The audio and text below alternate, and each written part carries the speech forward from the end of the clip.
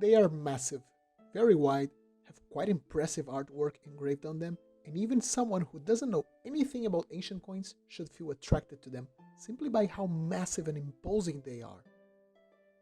The sesterces was an important denomination in the Roman imperial monetary system, and is a very popularly collected coin. Let's have a look at its history, analyze its perks and quirks, and discuss a couple of things we should have in mind when adding a sesterces to our collection. Let's go!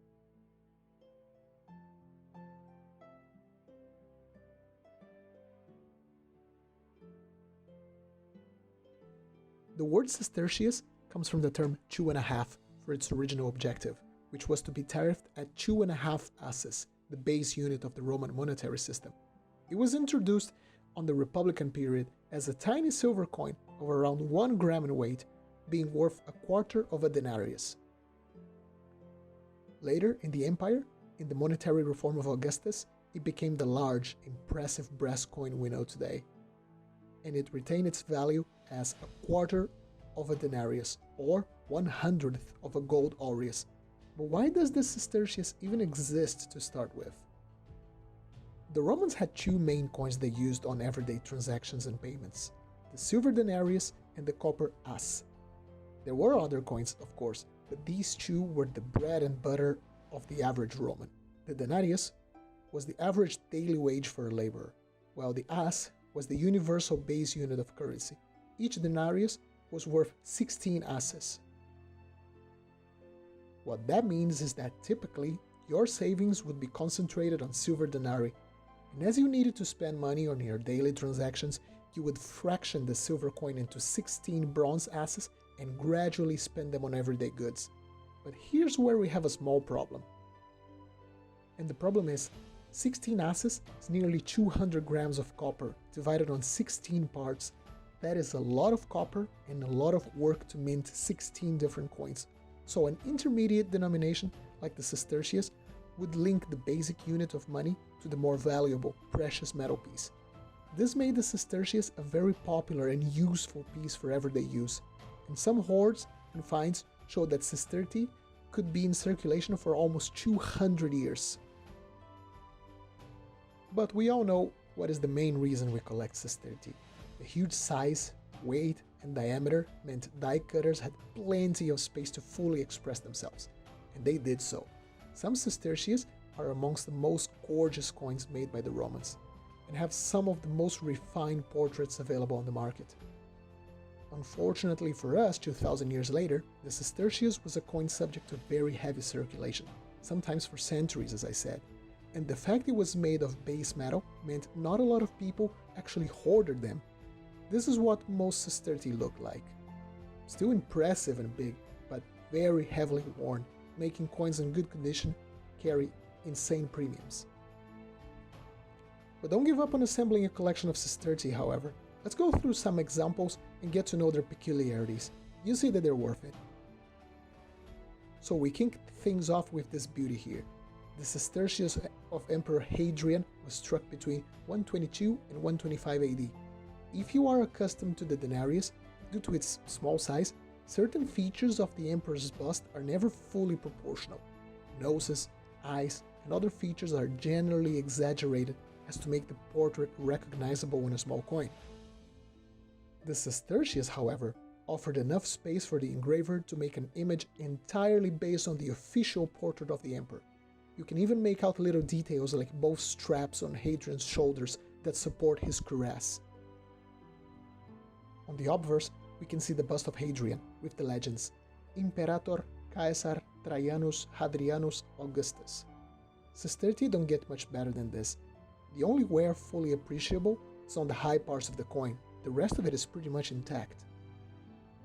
On the reverse, we have Spes, the goddess of hope, and the legends refer to Hadrian's imperial titles for that year. Pontifex Maximus, chief priest, with powers of a tribune, consul for the third time. The letters SC mean Senatus Consulto, meaning that even if this coin did not have any precious metal value on itself, the coin was to have monetary value by decree of the Senate. The next piece represents a little bit better what an average sesterces out there on the market should look like. As not a lot of them were hoarded, but instead lost or dropped somewhere.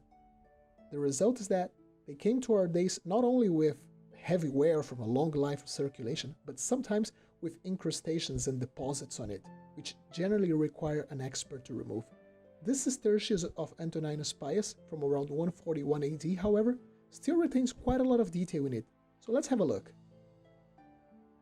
On the obverse, we can see the laureate bust of Antoninus, once again anatomically correct compared to the exaggerated imagery featured on the denarii. At nearly 30 grams, this is one beast of a coin. The legends say Antoninus Augustus Pius, father of his nation, with tribune powers and consul for the third year. The reverse has the symbol that some of you guys may not know. This is Jupiter's thunderbolt, and it is composed of three parts. The wings, representing Jupiter's reign over the skies, the lateral thunderbolts, which represent bolts of lightning, and this horn-like central design, which is how thunder was depicted when being handled by Jupiter himself. The legends read Providentiae Deorum, or the divine intervention of the gods. As we move towards the 3rd century, inflation starts being a serious problem on the Roman economy. Coins like the As and the Dupondius start having negligible purchasing power, and the Sestertius becomes the main coin for small purchases, so it becomes slightly smaller and it's minted on higher quantities. Later Sestertii are easier to be found on high grade, like this one over here, struck under Gordian III, and are a great purchase if you are okay with a lighter coin. This piece, struck around 241 AD, features the young bust of Gordian with the legends Gordianus Pius Felix Augustus, or Gordian, our pious and blessed emperor. The reverse shows a deity that was making its way into Roman main culture, Sol, or Sol Invictus, or Sun.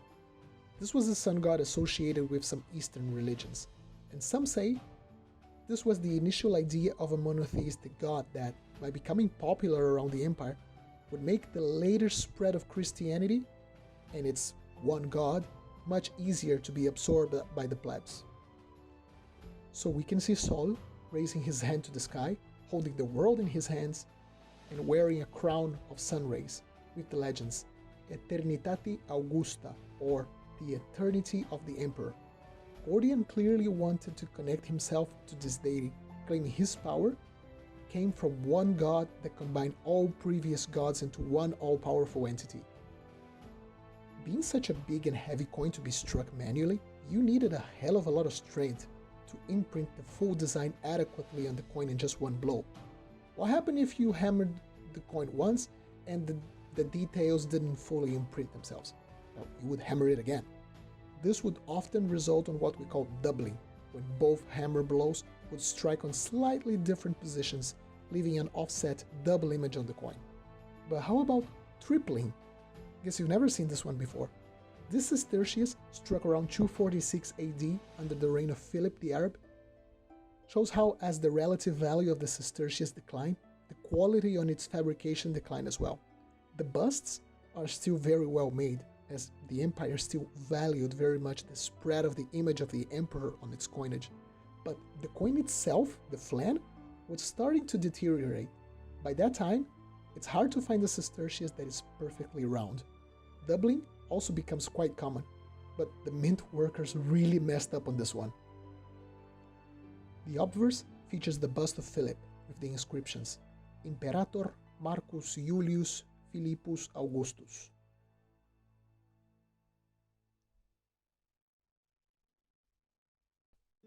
The reverse shows Annona, a kind of incarnation of the free grain rations the Roman state gave to the poor. Placing a deity that symbolized wheat, the simplest part of the Roman diet, is another sign that this coin was depreciating in value and was probably used mostly for the smallest of purchases, like the simple purchase of food on the marketplace. The legends say Annona Augusta, the distribution of grain brought by the emperor. The late 3rd century would see the slow death of the Sestertius. As the Roman currency faded into hyperinflation and the more valuable Antoninianus became nothing but a simple bronze coin with a silver wash, it simply did not make sense to spend that much metal to mint a coin with a lower face value. So after 300 years of history, our coins would meet its end. Have you got a sesterces? Tell us more about it in the comments. If you like this video, make sure to like and subscribe so we can keep bringing ancient coins to YouTube for a long time. See you all in the next one.